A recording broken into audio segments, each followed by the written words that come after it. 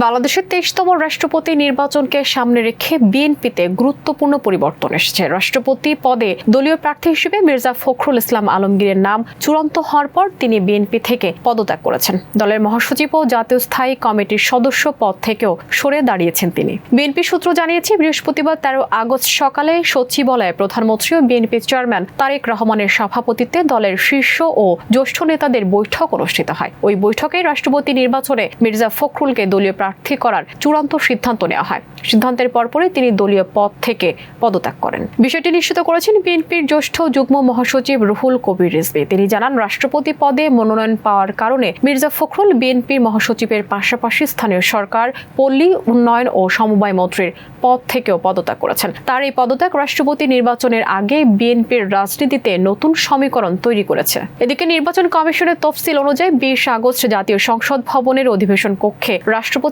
নির্বাচন অনুষ্ঠিত হবে। 13 আগস্ট সকাল 10টা থেকে বিকেল 4টা পর্যন্ত মনোনয়নপত্র জমা দেওয়ার সময় নির্ধারিত ছিল। আগামী 16 আগস্ট সকাল 10টা থেকে নির্বাচন কমিশন ভবনে মনোনয়নপত্র যাচাই বাছাই হবে, আর 18 আগস্ট বিকেল 4টা পর্যন্ত প্রার্থিতা প্রত্যাহারের সুযোগ থাকবে।